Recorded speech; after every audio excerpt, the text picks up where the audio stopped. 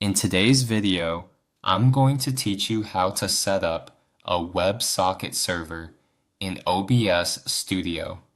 To get started, open your OBS Studio app. Make sure the application is fully loaded so you can access the main menu at the top of the window.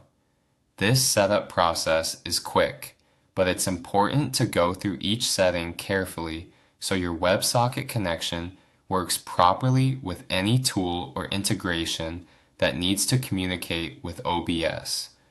Once OBS Studio is open, move your cursor to the top menu bar and click on Tools.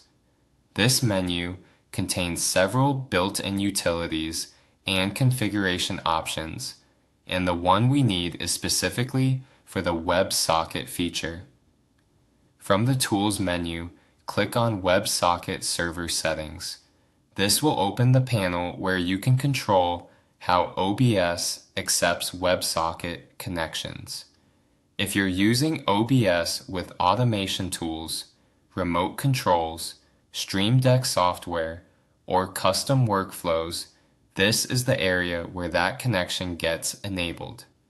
In the Settings window, check the box labeled Enable WebSocket Server. Turning this on allows OBS Studio to listen for incoming WebSocket connections. Without this option enabled, external apps or services won't be able to connect to OBS, even if the rest of the settings are correct.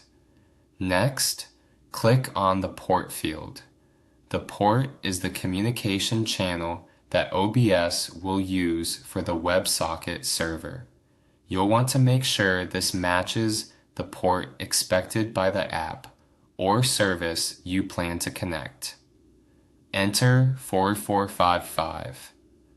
This is the standard default port commonly used for the OBS WebSocket server, so using it helps avoid confusion and makes setup easier in most cases.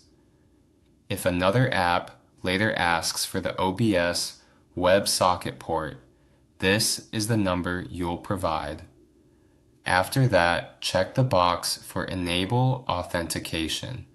This step is important because it adds a layer of security and helps prevent unauthorized access to your OBS instance. When authentication is enabled, any app trying to connect will need the correct credentials before it can control or read data from OBS.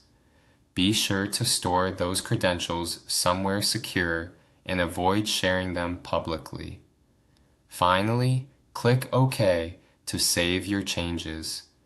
Once you do that, your WebSocket server settings will be applied, and OBS will be ready for compatible tools to connect using the port you just configured. And that's it.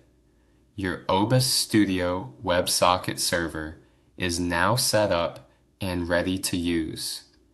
If you're connecting another app next, just make sure it uses the same port and authentication details you enabled here so everything works smoothly.